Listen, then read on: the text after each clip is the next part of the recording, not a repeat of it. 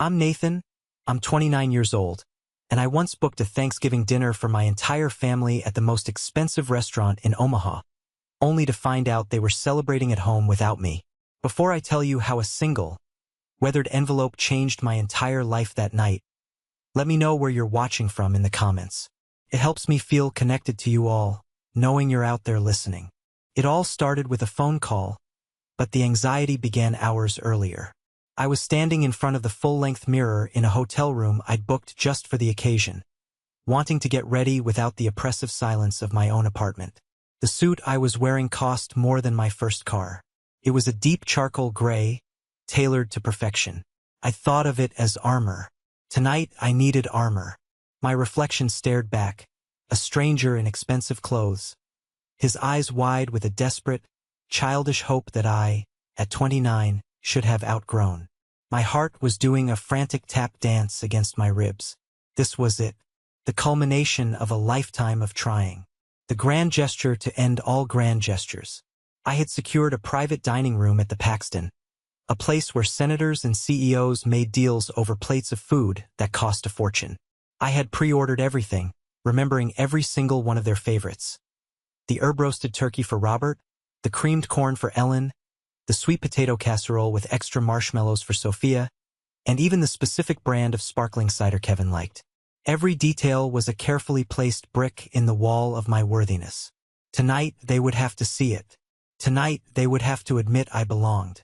Then, my phone buzzed, the sound unnaturally loud in the quiet room. My stomach plummeted. It was my mother, Ellen. Or, to be precise, my foster mother. The distinction felt more important than ever tonight. I took a breath and answered, pitching my voice to be cheerful, casual. "Hey, are you guys on your way?" "Nathan, honey," she began, and I could immediately hear the performance in her voice. It was her concerned society matron tone, the one she used when canceling on a charity luncheon. "Oh, I have the most awful news. I am so sorry.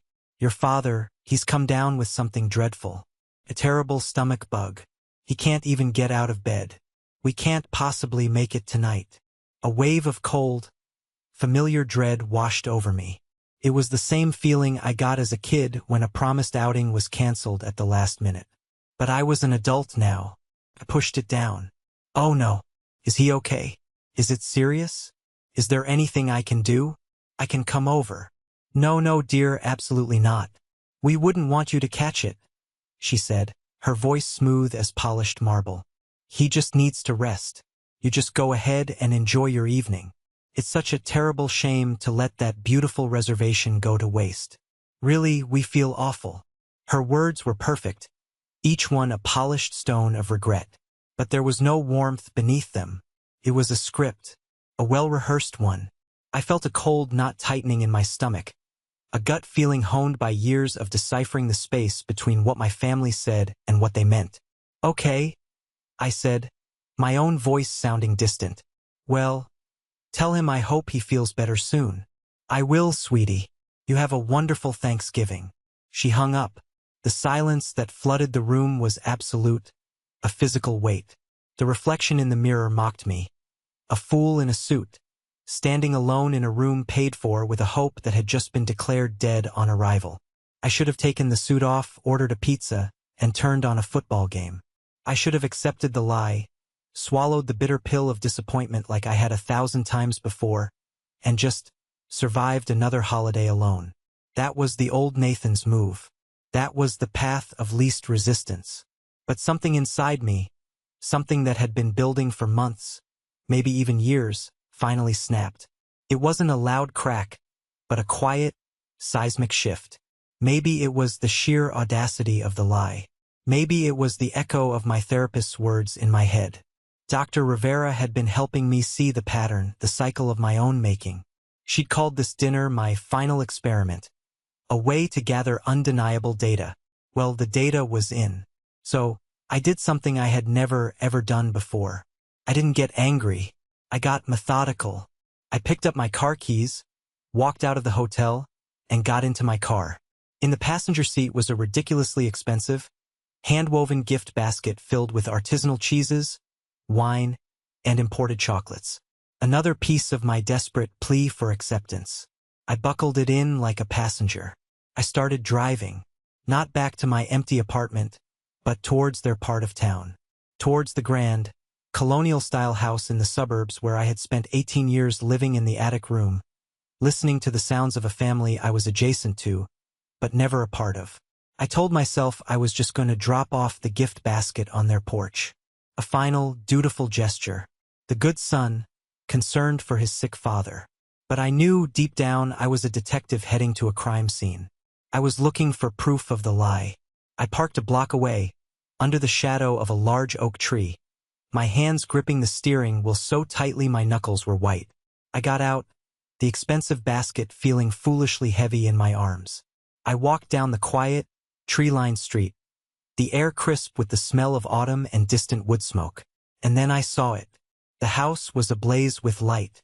Through the large, uncurtained bay window, the entire scene was laid out like a diorama in a museum.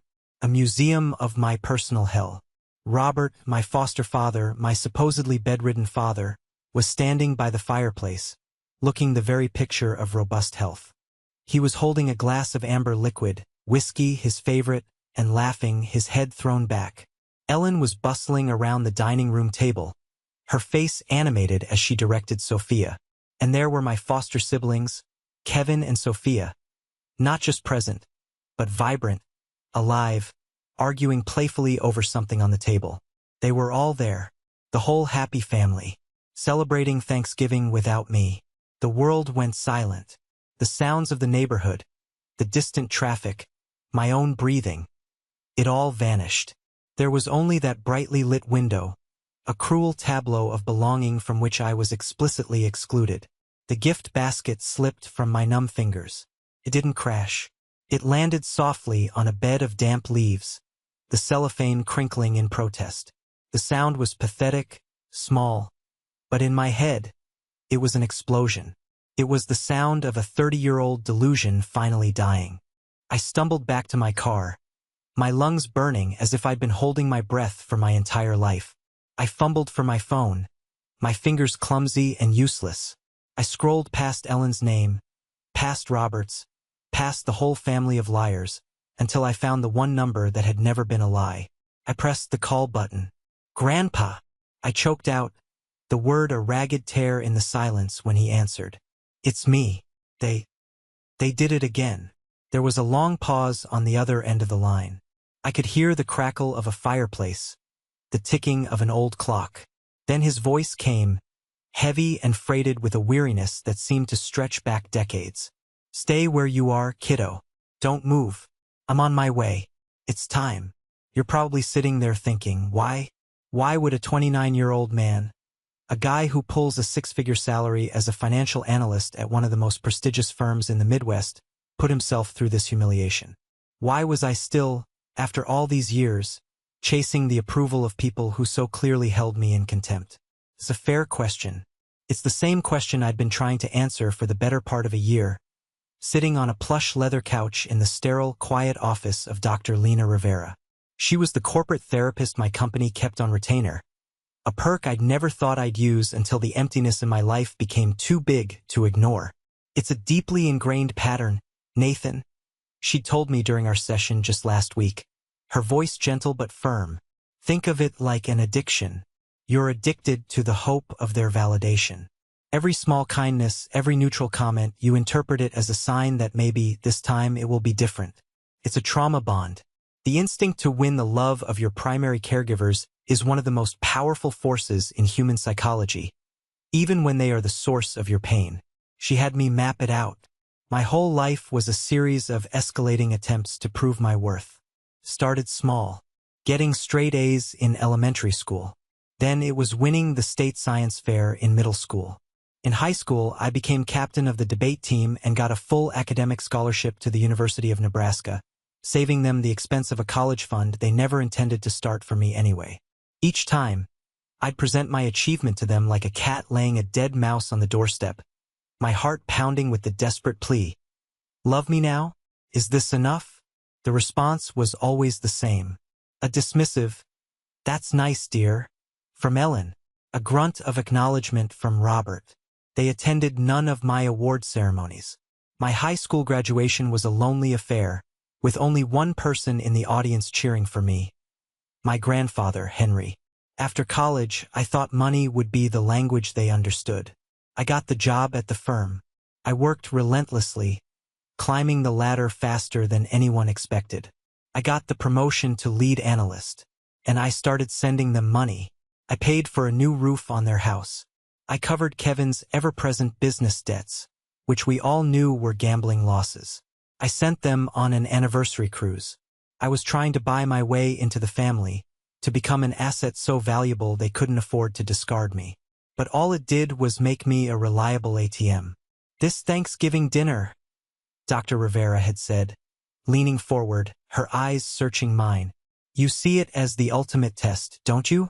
You've created a scenario so grand, so public, so undeniably generous that, in your mind, they have no choice but to show up and finally acknowledge you. You've framed it as your final experiment." She was right, and as I sat in my car, staring at that house full of light and laughter, I knew the experiment was over. The data was conclusive, and the results were devastating. Staring at that brightly lit window, the past wasn't just a memory. It was a physical presence in the car with me. It wasn't one single, dramatic act of cruelty that defined my childhood.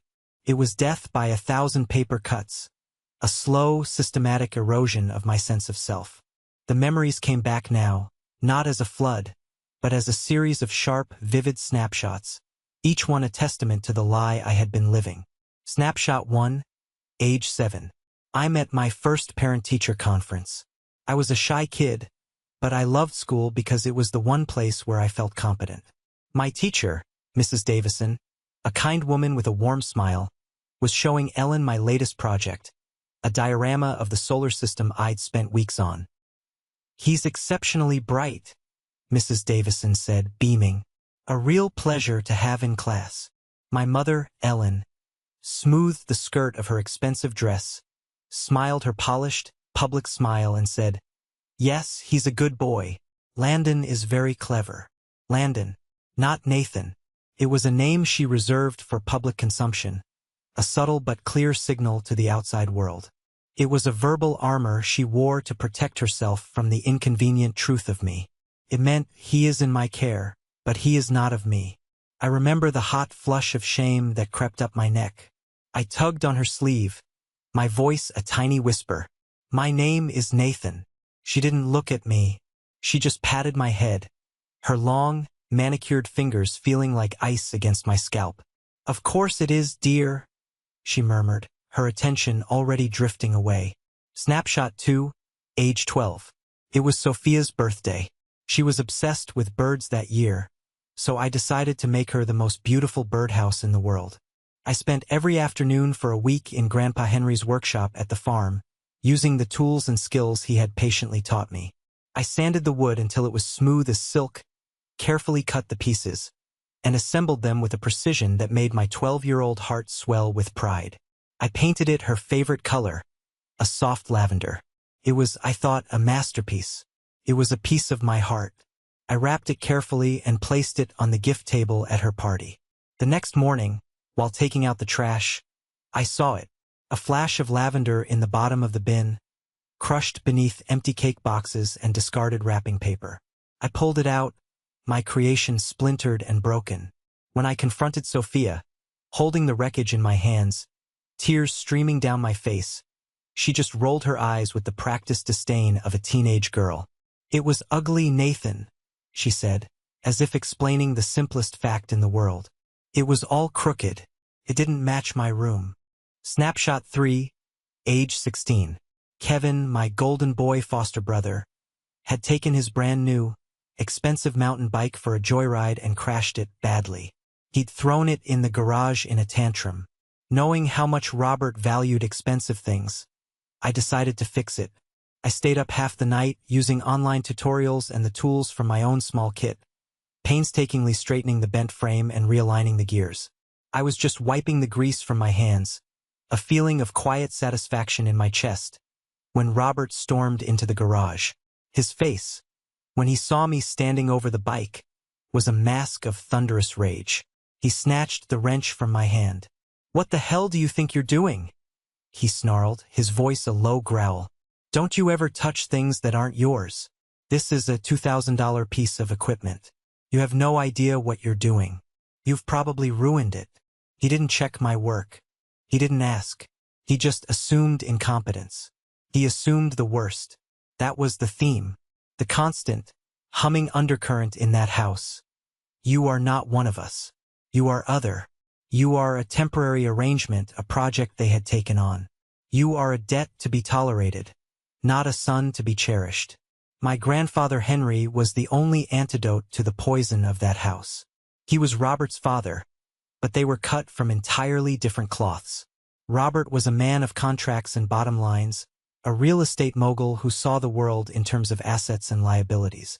Henry was a man of the earth, a farmer with soil permanently etched into the lines of his calloused hands and a quiet, unshakable strength in his pale blue eyes. His farm, a sprawling, messy, wonderful place 2 hours outside of Omaha, was my only real home, my only sanctuary.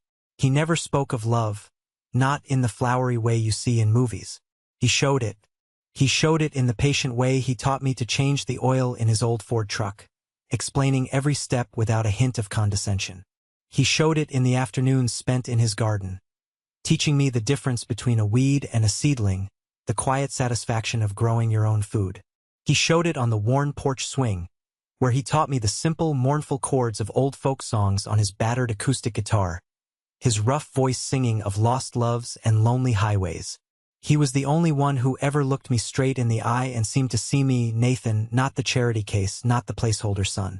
He saw a boy, and he treated him with kindness. But there was always something more, something unspoken lingering beneath the surface. He would often make cryptic comments, dropping them into our conversations like stones into a still pond.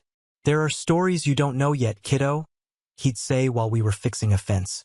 Or, "One day, this will all make sense," he'd murmur as he watched me stare wistfully at a family of birds in their nest. I never knew what he meant, but I felt the weight of his words, the hint of a secret he carried like a heavy coat. I remember my 18th birthday with painful clarity. It was a Tuesday. No one in the house said a word. Not a card. Not a happy birthday. Nothing. The silence was a statement. After school, I didn't go home. I drove the 2 hours to the farm. Henry was waiting for me on the porch, as if he knew I'd come. He didn't have a cake or a wrapped gift. He just stood up, walked into the house, and came back with an old, dusty shoebox. It was the kind sneakers used to come in, and it was tied shut with a length of thick, weathered twine. "What's this?" I'd asked, confused. His eyes, usually so full of gentle warmth, were intensely serious. He placed the box in my hands, felt strangely heavy. "This is for when the time is right," he'd said, his voice low and gravelly. "Listen to me, Nathan. One day you're going to get tired. You're going to get so bone-weary of chasing ghosts that you can't take another step. You're going to get tired of trying to fill a bucket that has a giant hole in the bottom. When that day comes, the day you are finally, truly ready to stop asking them for something they are incapable of giving you, that's when you open this box." Not a moment before. I had never opened it. For 11 long years, that box had been a silent passenger in my life. It moved with me from my college dorm room to my first shabby apartment, and now it sat on the top shelf of the closet in my clean, sterile, and lonely condo. It was a tangible symbol of a future I was too terrified to embrace, the future where I finally, irrevocably, gave up hope. But tonight, sitting in my car, the cold of the vinyl seats seeping into my bones, the image of that happy family burned into my retinas, I knew that day had come. I didn't drive back to my apartment. The thought of being inside those four walls, surrounded by the artifacts of a life built on a false premise, was suffocating. Instead, I drove to a place I hadn't been to in years. It was a small, deserted scenic overlook on the bluffs above the Missouri River. As a teenager, this had been my escape. When the suffocating atmosphere of the house became too much, I would ride my bike out here and just stare at the dark, churning water, feeling a kinship with its restless energy. Tonight, the city lights of Omaha glittered on the far bank, a cold and distant beauty. They looked like a million tiny, indifferent stars. I got out of the car. The frigid November air hitting my face like a slap. Felt good. Felt real. My hands were trembling, not from the cold, but from a strange cocktail of fear and anticipation as I opened my trunk. There it was, sitting next to my emergency roadside kit, the old shoebox. I pulled it out.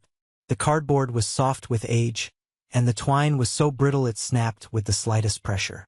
I carried it over to a wooden bench overlooking the river and sat down. For a moment, I just held it in my lap, the weight of it feeling immense. This was the point of no return. Henry's words echoed in my head. When you are finally, truly ready to stop asking. Was I ready? I looked back in the direction of the city, towards that house full of light and lies. Yes, I was ready. With a deep, shuddering breath that turned into a plume of white in the cold air, I lifted the lid. The contents were simple, unassuming. Nestled on a bed of yellowed newspaper clippings from the early 1990s was a single, thick envelope.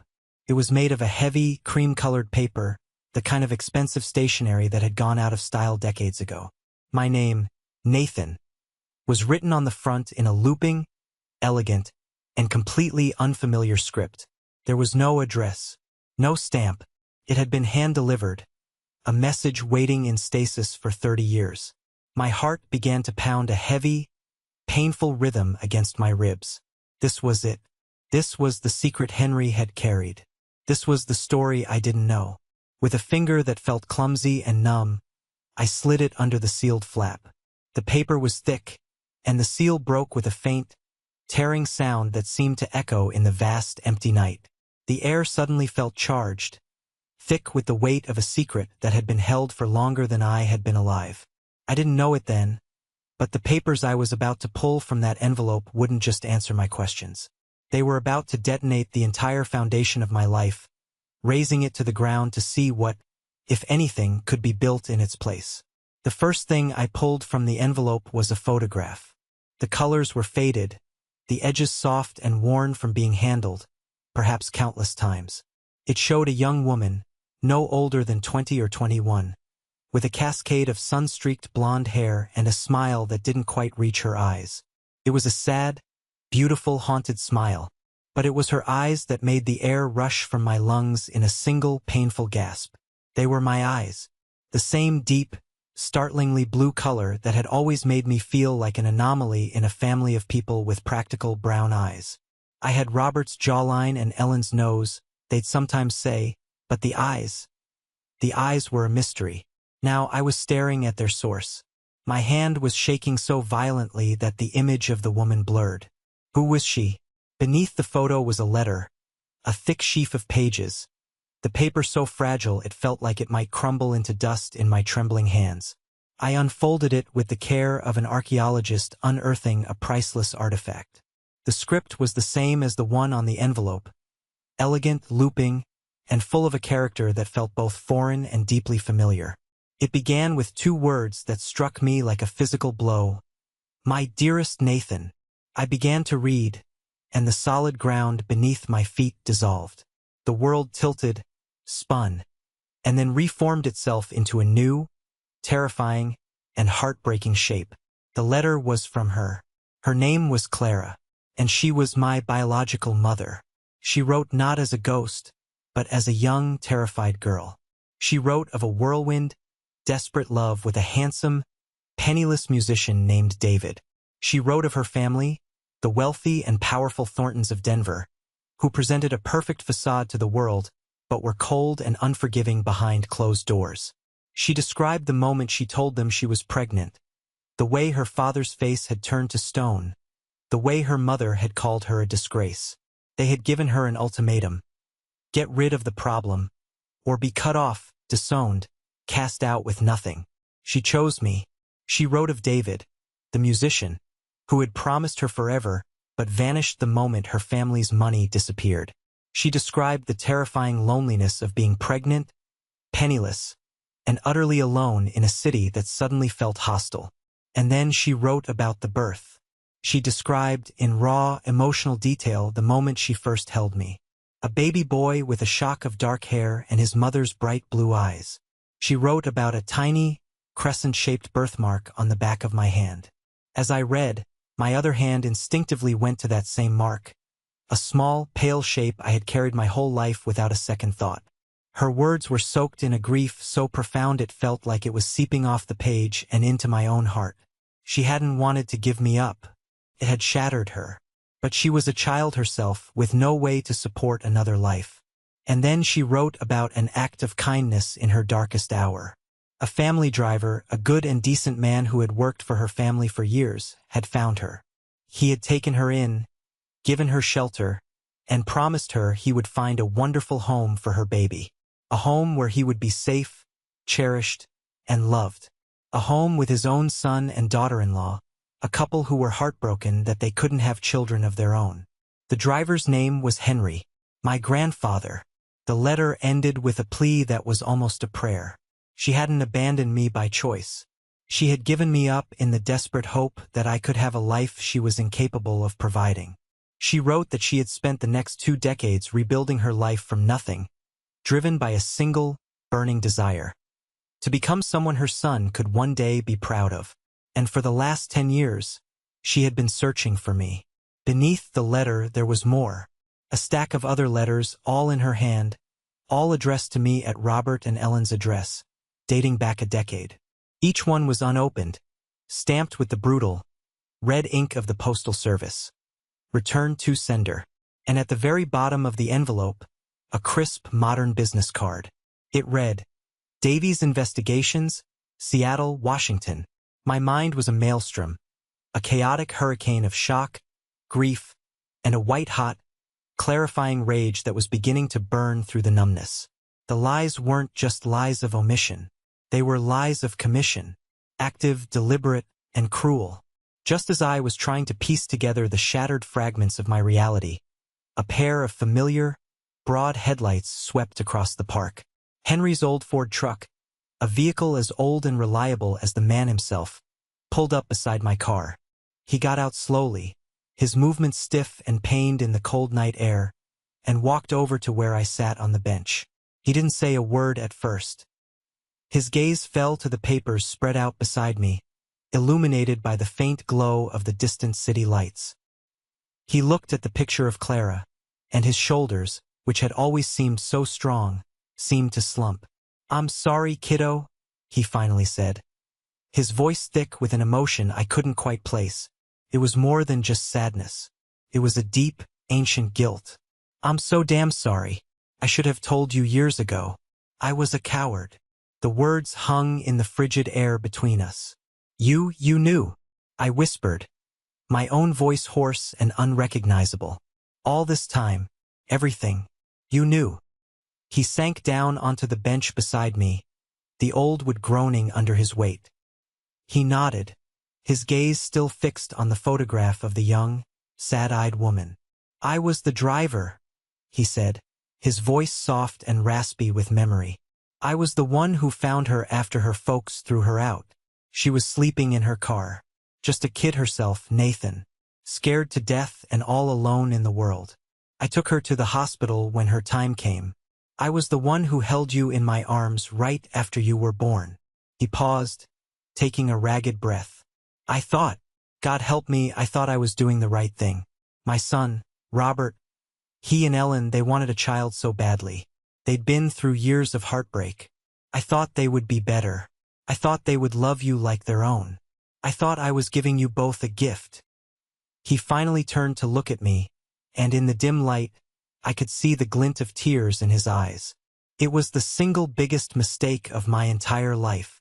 He told me everything then, the whole sordid story. He explained that he'd convinced a reluctant Robert and a hesitant Ellen to adopt me. It was a private arrangement, handled quietly by a family friend, a doctor named Wilson, to avoid any legal ties back to the Thorntons, who wanted nothing to do with me. He had watched in silent, gut-wrenching agony for years as they mistreated me, his guilt a constant, heavy companion. Every dismissive word from Ellen, every harsh rebuke from Robert, was a knife in his own gut. The rage that had been simmering inside me finally boiled over. "So why, Grandpa?" I demanded, my voice rising, cracking with a lifetime of pain. "Why let me go through all of that? Why watch it happen? You were the only one I trusted. Why tonight? What makes tonight so special?" He didn't flinch from my anger. He seemed to accept it as his due. He looked down at his own gnarled hands, resting on his knees. "I had a health scare a few months back," he admitted, his voice dropping to a near whisper. "A little problem with my heart. Nothing major, but the doctor." He sat me down and told me I needed to get my affairs in order. And I realized, sitting there in that cold office, you are my most important affair, Nathan. You are the biggest, most important thing in my life. I couldn't go to my grave carrying this secret. I couldn't let you spend one more day, one more holiday, chasing people who would never, ever deserve the love you so freely offered. His confession didn't feel like a release. It felt like a betrayal from the only direction I had thought was safe. The one person who had been my anchor in a sea of indifference had been the architect of my prison. He hadn't just watched me suffer. He had, in his own way, enabled it. He had chosen his son's fragile peace over my well-being, year after year after year. "You let them," I said, the words tasting like ash in my mouth. "You let them treat me like I was nothing. You heard Ellen call me by a different name in public. You saw Sophia throw my gifts in the trash. You saw Robert look at me with nothing but contempt. You stood by and you watched them try to break my spirit, every single day. For 30 years, Grandpa. You watched." The accusation hung in the air, raw and brutal. I wanted him to defend himself. I wanted him to have a reason, an excuse, anything to lessen the sting of this new betrayal. But he didn't. He just sat there and took it, tears now streaming freely down his weathered face, carving paths through the dust and grime of a long life. "I know," he choked out, the words ripped from his throat, "and I will go to my grave never forgiving myself for it. Every time I saw you, every time I saw the hope in your eyes, it was like a knife twisting in my gut. I thought if I could just give you a little bit of what they wouldn't, if I could teach you things, show you some kindness, I thought I could make up for it. But it wasn't enough. It was never, ever enough. It was just a bandage on a gaping wound. And I was too much of a coward to stop the bleeding at its source. I was afraid of losing my own son, so I let him destroy a piece of you. I wanted to scream at him. I wanted to rage and throw the box of secrets into the dark river. I wanted to get in my car and drive away from him, from all of them, from this whole cursed life that had been built on a foundation of lies. But as I looked at him, this broken old man who was crumbling before my very eyes, the rage felt exhausting.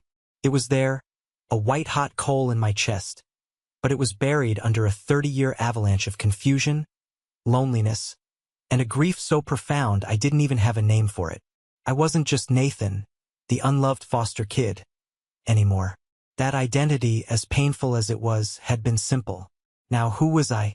I was Nathan, the son of a woman named Clara, a woman who had wanted me, a woman who had been searching for me. I was the grandson of the man who had orchestrated my entire life, a man whose love was real but whose silence had cost me everything. My entire sense of self had been a carefully constructed lie, a group project conceived by the cruelty of his son and enabled by his own fearful silence. The emptiness I felt was vast and terrifying. I was a ghost, haunting a life that had never really been my own. We sat there in the crushing silence for what felt like an eternity. The only sound was the mournful whistle of the wind as it swept up from the river valley. The initial shockwave of the revelation had passed, leaving a strange, cold clarity in its wake, like the eerie calm in the eye of a hurricane. My gaze fell again to the papers on the bench. The photograph of Clara, the stack of her returned letters, a physical monument to 30 years of thwarted love. She had tried. She had been out there all this time, a beacon of hope I never knew existed. And they, Robert and Ellen, had deliberately, methodically stood in the way.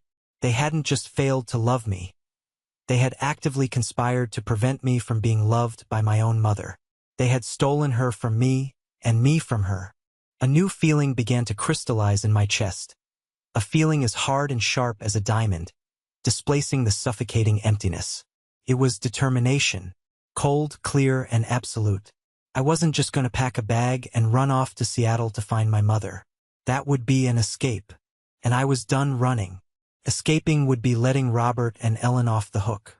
They would just continue on with their perfect lives. Their lie intact, dismissing my departure as another one of Nathan's emotional episodes. No, they had built their comfortable, respectable family life on a foundation of deceit and my quiet suffering. They had cashed the checks, played the part of benevolent saviors to the outside world, all while systematically chipping away at a child's soul. They didn't deserve to just fade into the background of my new life. They didn't deserve a quiet exit. They deserved to be confronted. They deserved to have their carefully curated world of lies and superiority shattered into a million pieces, just as they had shattered mine that night, and every night for the last 30 years. I slowly, deliberately, began to gather the papers, placing them back into the folder with a newfound purpose. I stood up. I turned to Henry, who was watching me, his expression a mixture of fear and hope. My voice, when I spoke, was steady for the first time that night. It was the voice of a man, not a boy. "I'm going to meet her," I said, the words solid and sure in the cold air. "I'm going to fly to Seattle, and I'm going to meet my mother." I paused, letting the weight of that statement settle. "But first, we have one last piece of business to take care of in Omaha. You and me. We're going back to that house. And we're going to burn it to the ground, metaphorically speaking." The next morning, my apartment was no longer a sanctuary. It felt like a stage set for a play that had abruptly closed. The furniture, the books, the framed photos of Nebraska landscapes, all artifacts of a life lived by a person who no longer existed. The Nathan who had decorated this apartment was a man chasing ghosts. I was a man hunting dragons.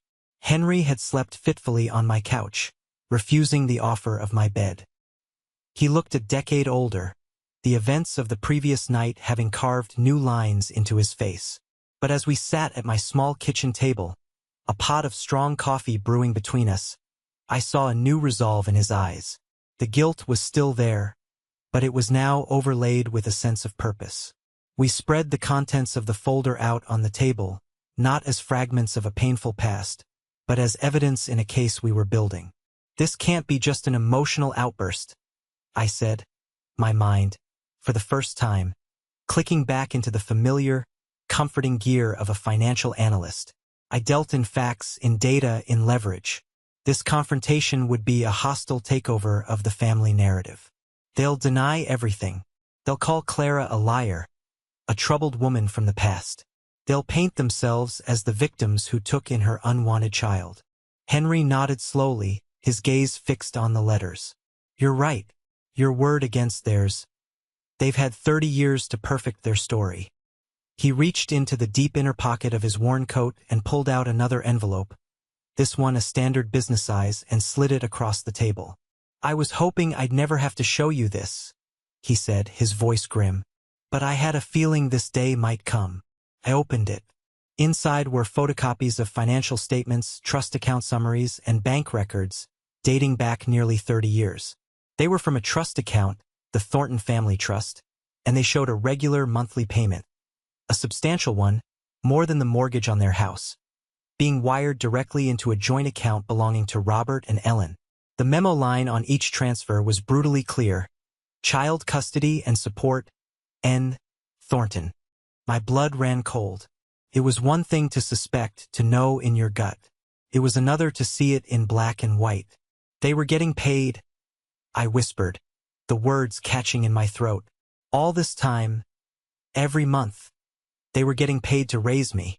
It was part of the agreement Clara's father insisted on before he washed his hands of her," Henry explained, his voice laced with a deep, abiding shame.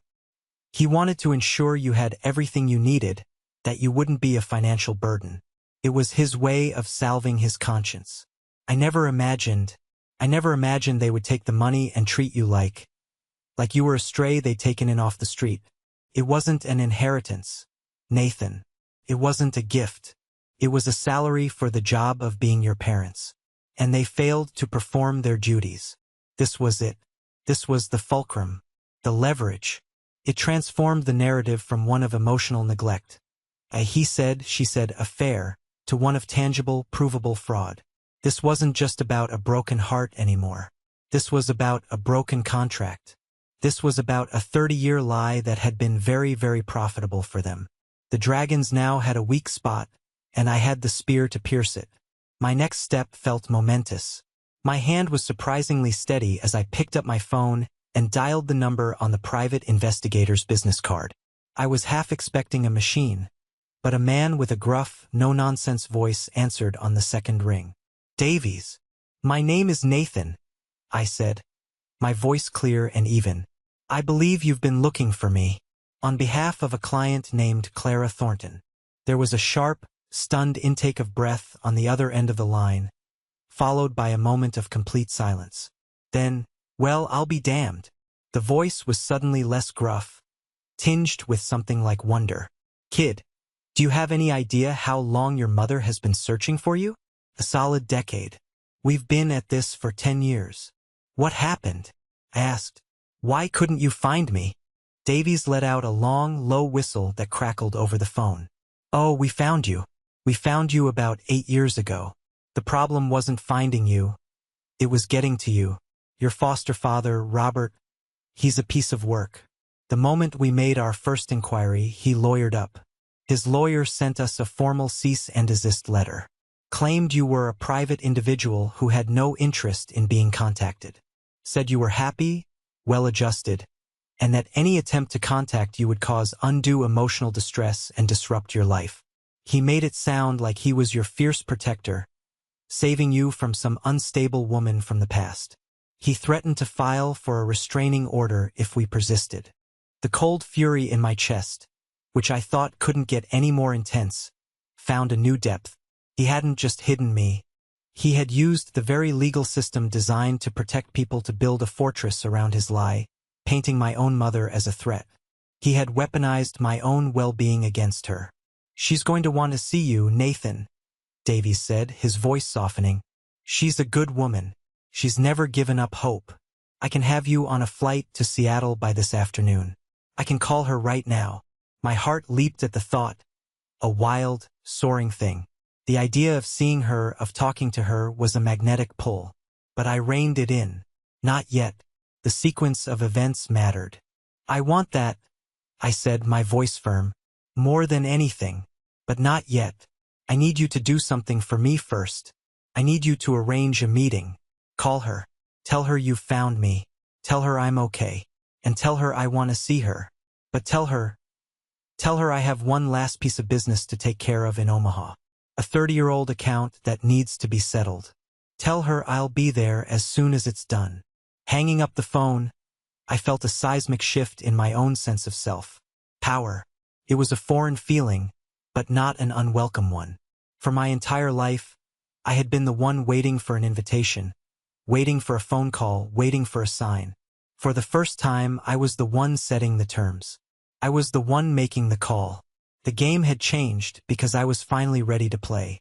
2 days later, on a cold and gray Sunday afternoon, Henry and I walked up the perfectly manicured stone pathway to the house. The oak tree on the front lawn, the one I had tried to climb as a boy before Robert told me I would damage the property, was bare, its skeletal branches reaching for a colorless sky. I knew their routine. Sunday was their day of rest, of performative family togetherness. They would all be there, basking in the aftermath of their church service, reinforcing the facade of the perfect, God-fearing family. This time, I didn't hesitate. I didn't linger. I walked up the 3 steps to the porch and pressed the doorbell, the cheerful, melodic chime sounding like a declaration of war. A few moments later, the heavy oak door swung open. Ellen stood there, a polite, welcoming smile fixed on her face. The smile faltered, then dissolved completely when she saw not just me, but Henry, standing grim-faced behind me. Her eyes widened almost imperceptibly. "Nathan and Henry?" she said, recovering quickly, her voice a cascade of false, tinkling sweetness. "What a lovely surprise. We weren't expecting you." "We're not staying long, Ellen," I said, my tone flat and devoid of the warmth she was feigning. I didn't wait for an invitation. I stepped past her, over the threshold and into the foyer, my shoes making no sound on the plush oriental rug. The house smelled the same as it always had, of lemon polish, potpourri, and a faint, indefinable scent of unhappiness. Henry followed me, his presence a solid, silent weight at my back. We walked into the living room. It was a scene straight from a magazine. Robert was settled in his favorite high-backed leather armchair, the Sunday paper spread before him. Kevin, the eternal man-child, was sprawled on the pristine white couch, his thumb flicking endlessly through his phone. Sophia was curled up in another chair, meticulously filing her nails, the picture of bored suburban elegance. The perfect family, frozen in their natural habitat. Robert lowered his paper, his brow furrowing in annoyance at our intrusion. "What is the meaning of this?" he boomed, his voice accustomed to instant obedience. "Barging in here on a Sunday." I ignored him and let my gaze sweep over the room, over each of them. "I just have a few questions," I said, my voice calm and dangerously quiet, forcing them to lean in to listen. "About my childhood. A few details I need clarified for my own peace of mind before I move on with my life." Sophia let out an exaggerated, theatrical sigh and snorted, a sound of pure derision. "Oh, here we go again," she said, not even bothering to look up from her nails. "The poor little orphan boy and his tragic backstory. Can't you just, for once, be grateful for what you were given? It's getting so old." I turned my full attention to her. I met her gaze, and for the first time in her life, she didn't see the hurt, insecure little boy she was so used to tormenting. She saw a stranger, a man with eyes as cold and hard as river stones. She flinched, her hand pausing in midair. "That's actually the very topic I'm here to discuss, Sophia," I said, pulling a thick manila folder from under my arm. What exactly I was given. I walked over to the polished mahogany coffee table, the centerpiece of their carefully curated room, and I placed the folder down with a soft but definitive thud. The sound seemed to suck all the air out of the room. All eyes were on me now. The TV murmured in the background, but no one was listening. I opened the folder and began my presentation, not as a son, but as a prosecutor laying out his case. First, I slid the faded photograph of Clara across the polished wood until it stopped directly in front of Robert. "Do you recognize her?" I asked, my voice a low, even hum in the suddenly silent room. Ellen, who had followed us in, let out a tiny, involuntary gasp. Robert's jaw tightened, a muscle twitching violently in his cheek.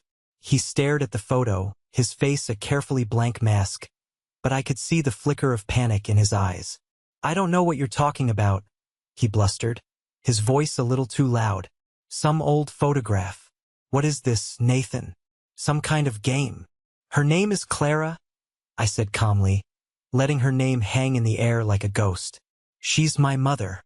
My biological mother." Sophia's jaw dropped. Kevin finally looked up from his phone, his mouth agape. Next, I took out the thick stack of returned letters, bound with a rubber band. I placed them next to the photograph.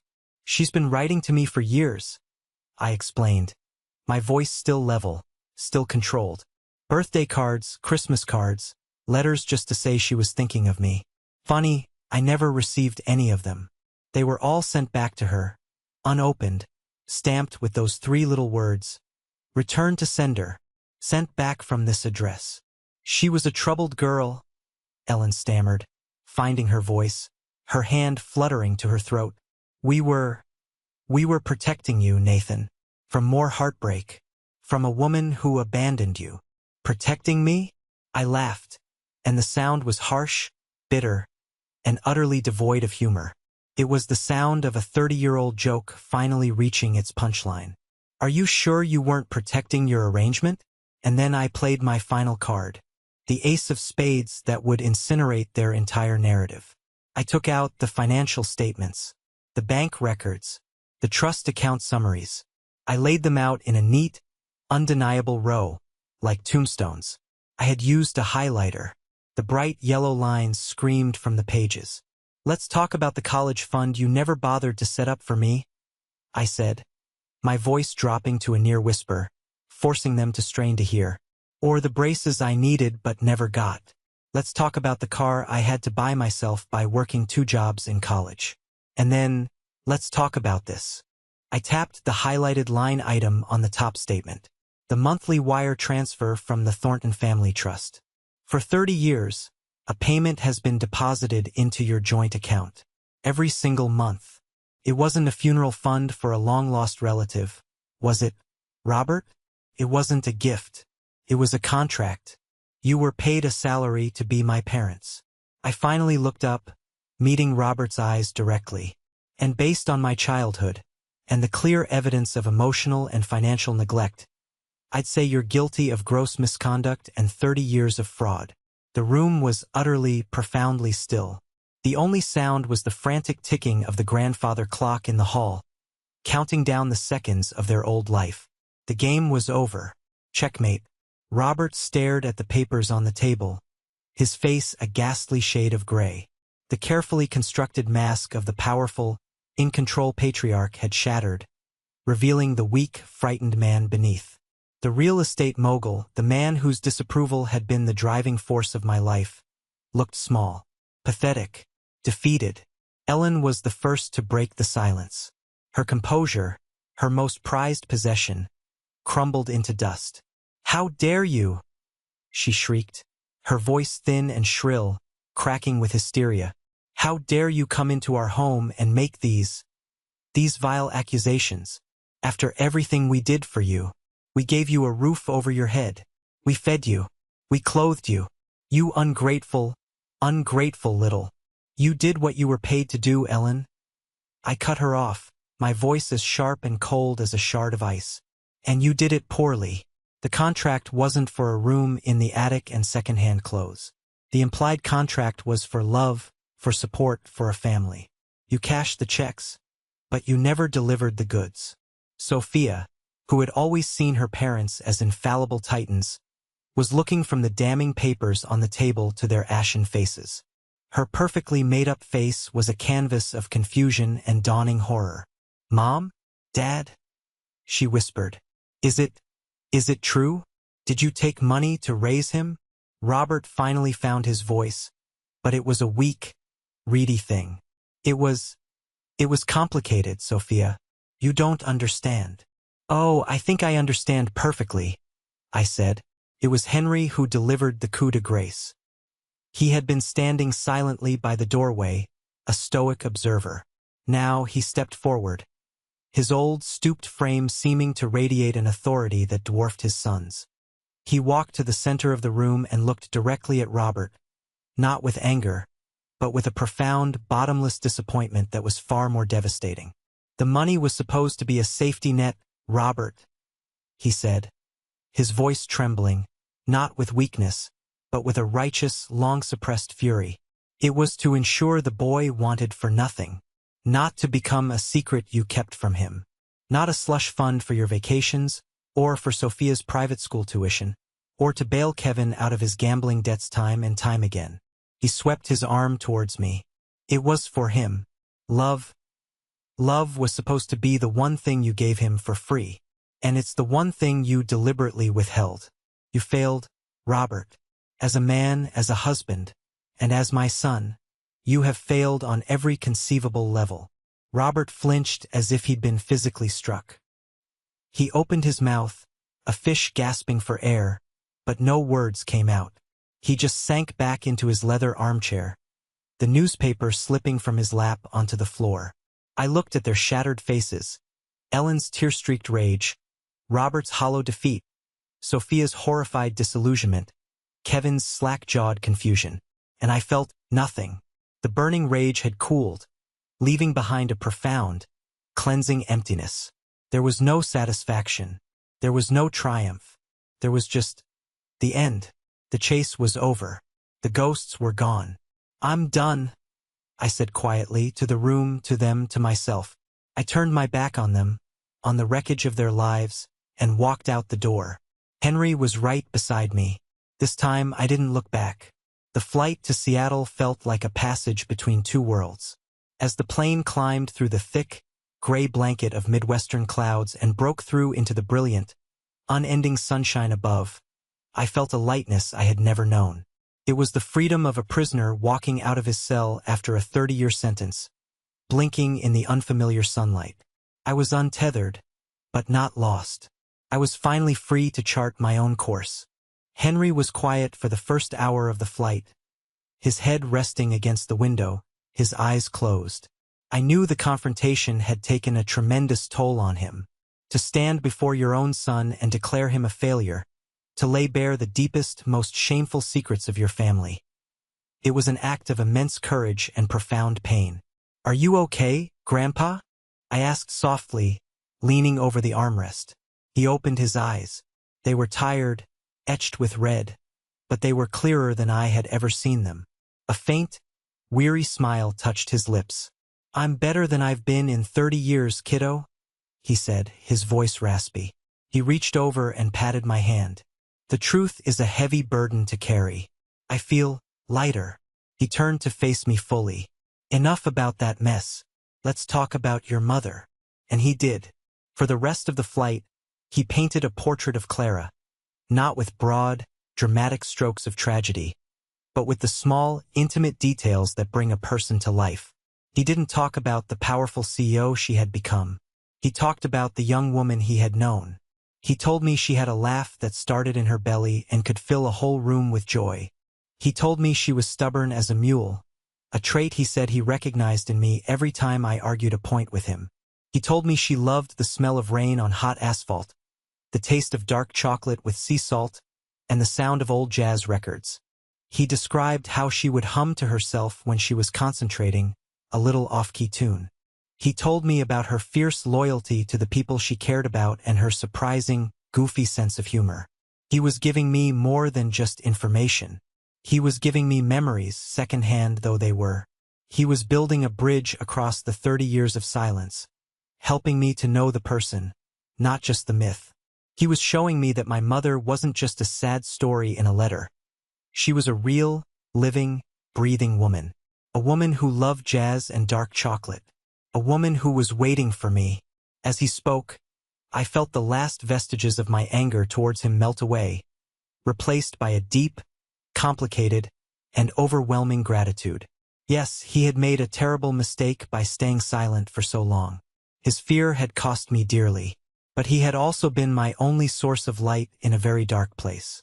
He had been the keeper of my story, and in the end, he was the one who had walked with me through the fire and handed me the key to my own freedom. By the time the plane began its descent into Seattle, the gray waters of Puget Sound appearing below us, I felt a sense of calm anticipation. I wasn't flying toward a stranger anymore. I was flying toward a possibility. The possibility of a home. The possibility of a mother. I didn't know it at the time, of course, but as our plane was touching down in Seattle, the house I had just left behind in Omaha was imploding. The quiet, controlled demolition I had initiated had triggered a series of secondary explosions, tearing through the fragile structure of their family. According to Henry's sister, who called him a few days later with a full, gossipy report, the moment the front door closed behind us, the stunned silence was shattered by Ellen's furious, hysterical sobbing. But they were not the tears of a grieving or remorseful mother. They were the hot, bitter tears of a narcissist whose perfect image had been irrevocably shattered. "This is all your fault," she had screamed at Robert, her voice a venomous shriek. "Your father. Your disgusting family secrets. You've ruined us. You've ruined everything. My fault." Robert had roared back, his own shock and humiliation curdling into a volcanic rage. "You're the one who could never stand the sight of him. You're the one who treated him like a servant in our own home. You're the one who was so obsessed with appearances, with what the neighbors would think." Sophia, for the first time in her pampered, privileged life, was seeing the ugly, snarling monsters behind the masks of her perfect parents. The foundation of her world had turned to sand. "Is it true?" she had apparently kept asking, her voice small and trembling. "Did you really take money to raise him? All that time?" "It was complicated, Sophia. You don't understand the pressures we were under. Robert had snapped, unable to meet his own daughter's horrified, disillusioned gaze. The argument had raged for hours, a toxic storm of accusations and recriminations that had been brewing for 3 decades. Every resentment, every compromise, every lie they had told each other and themselves came pouring out. The secret of my existence, and the money that came with it, had been the glue that held their dysfunctional marriage together, a shared conspiracy. Now that the lie had been ripped away, they were left with nothing but the ugly truth of their own greed, their own cruelty, and their own emptiness. The perfect family was a sham, and now they all knew it. The foundation wasn't just cracked, it had been pulverized into dust. And as they stood screaming at each other in the wreckage of their living room, surrounded by the trappings of a life they had bought with my mother's money, they finally had no one to blame but themselves. We met in a quiet, unassuming coffee shop in Pike Place Market. The air was thick with the rich, comforting smell of roasted coffee beans and the damp, clean scent of Seattle rain. Through the large window, I could see the gray expanse of the water and the bustling energy of the market. It felt like a different planet from the flat, landlocked world of Omaha. I saw her before she saw me. She was sitting at a small table by the window, nervously twisting a paper napkin in her hands, tearing it into tiny shreds. She looked older than the photograph, of course. 30 years had etched fine lines around her eyes and mouth, and her blonde hair was now a sophisticated, stylish silver. But the posture was the same, a certain vulnerability, a tension in her shoulders. And then she looked up, her gaze sweeping the room, and her eyes, they were the same. My eyes, a blue so deep and clear it felt like you could fall into it. I started walking toward her, my legs feeling heavy, disconnected from my body. My heart was a wild bird, beating its wings frantically against the cage of my ribs. This was the moment my entire life had been unknowingly pivoting towards. She saw me, and her breath hitched audibly. Her hand flew to her mouth, her own blue eyes widening in disbelief, then flooding with a wave of emotion so powerful it was almost a physical force. She knew, instantly.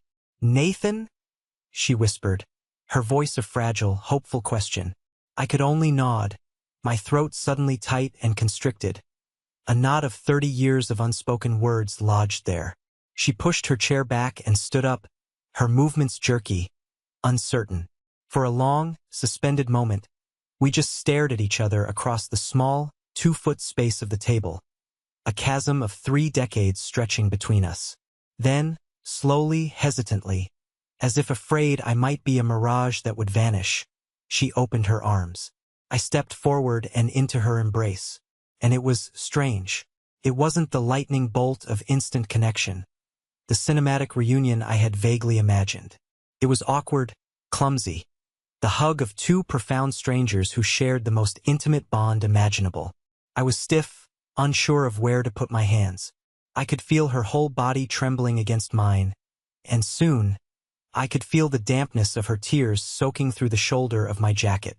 "I'm so sorry," she wept, her voice muffled against my chest. "Oh, Nathan, I am so sorry. For everything." I didn't know what to say. The script for this moment had never been written. Forgiveness felt like a foreign country I had no visa for. The word "mom" felt like it belonged to someone else. So I just stood there, holding this trembling, weeping stranger who was my mother, and I said the only thing that felt honest, the only thing that felt real. "I'm here now." Clara Thornton was a paradox. The woman who had wept in my arms in the coffee shop was vulnerable, filled with a lifetime of regret. The woman who invited me to her stunning penthouse apartment overlooking Puget Sound that evening was a force of nature.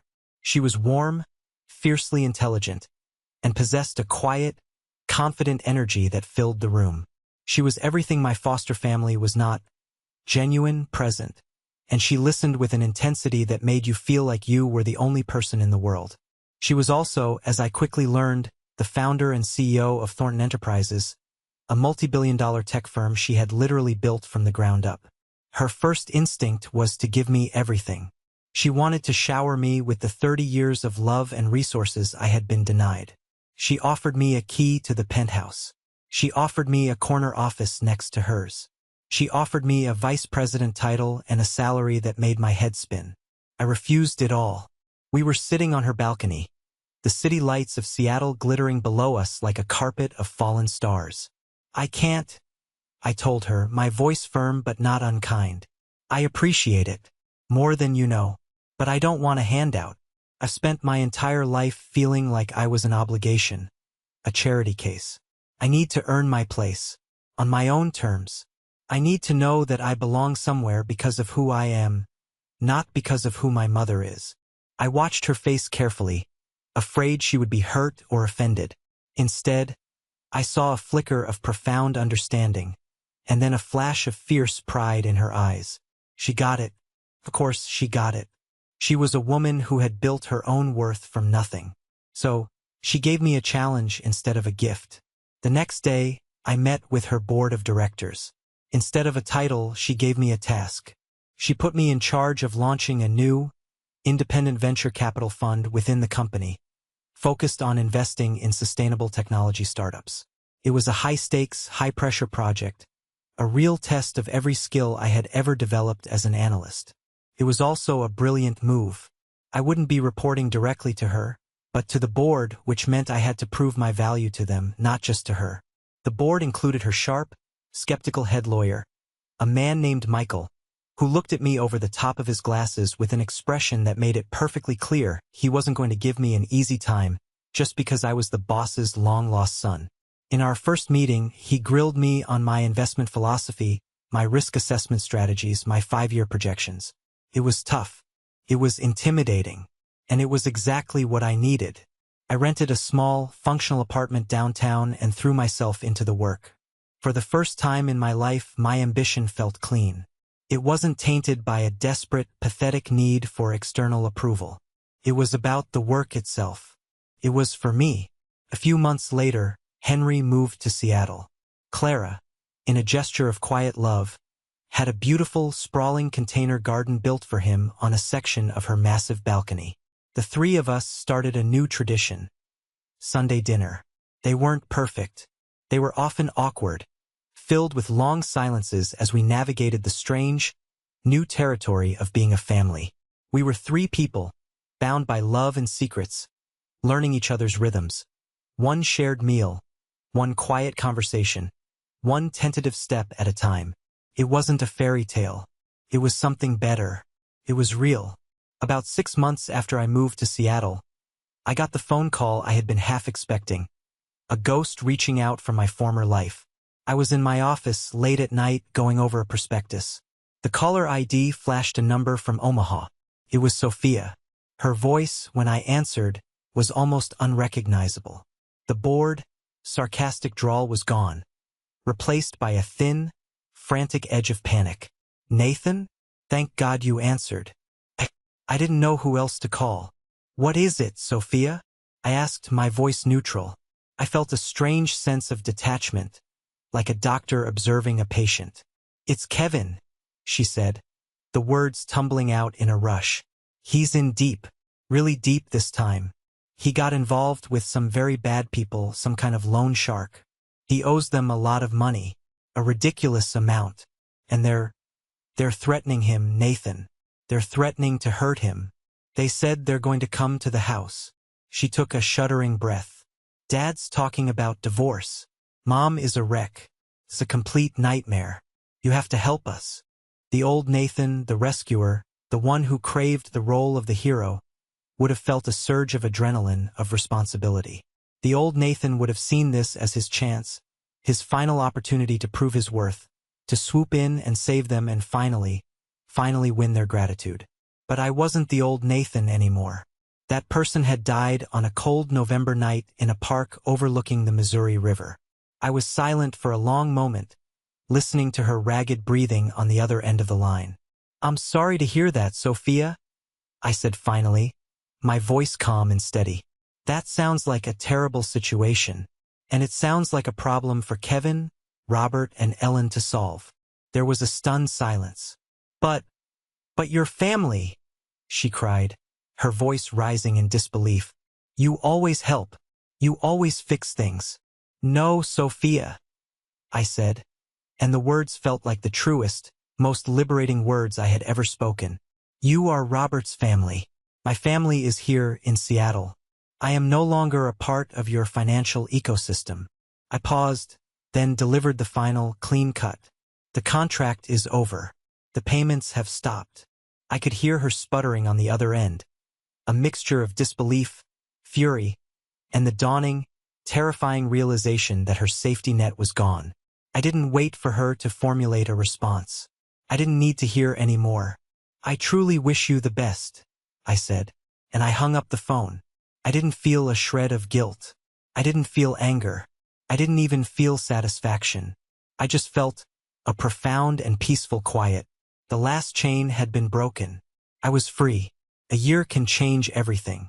It can take a life that was broken and shattered and slowly, patiently, piece it back together into something new, something stronger.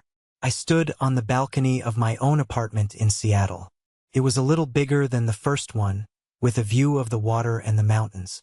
The venture capital fund I had been tasked with building was a resounding success. Our first round of investments had yielded spectacular results, and I had earned not only a significant promotion and a bonus that made my eyes water, but something far more valuable: the genuine, unqualified respect of Michael and the rest of the board. I wasn't Clara's son anymore. I was Nathan, the guy who knew how to pick winners. My relationship with Clara had blossomed from something awkward and tentative into a bond of deep, quiet love. We still had our moments of navigating the past, but now they were punctuated by easy laughter and shared jokes. I had started calling her Mom, and the word, which had once felt so foreign, now felt like the most natural thing in the world. Henry was thriving. The Seattle rain seemed to agree with him. His garden on Clara's balcony was a riot of color and life, a testament to his patient hands. His heart was stronger, his laughter more frequent. Watching him and Clara together, sharing stories, bickering playfully over what to have for dinner, filled a hole in my heart I didn't even know was still there. With a portion of my bonus, I had started a small foundation. It was called the Anchor Project. We provided pro bono legal aid and investigative services to adopted children who, as adults, were seeking to connect with their biological parents, helping them navigate the very kind of legal and emotional fortresses that Robert had built around me. I had met with the first young woman we were helping just last week, and seeing the hope in her eyes as we talked about finding her mother, it was a feeling of purpose I had never known. I had found my place. I belonged. Not because of blood, not because of a shared name, but because of choice. We had chosen each other. Every day we woke up and chose to be a family.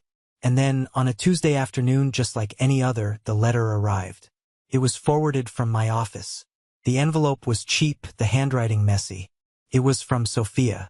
I almost threw it away, but curiosity, or perhaps some lingering echo of the past, made me open it. It wasn't a demand this time. It wasn't a plea for money. It was a long, rambling, and surprisingly honest letter, written on notebook paper. She told me about the year from hell they had endured. Kevin's debt had, in fact, cost them the house. They had been forced to sell it at a loss to cover what he owed. The divorce between Robert and Ellen had been finalized, and it had been brutal and ugly, with both of them using their lawyers to sling mud and accusations at each other. Robert had moved into a soulless condo across town. Ellen was living with her sister. Kevin had disappeared, no one knew where.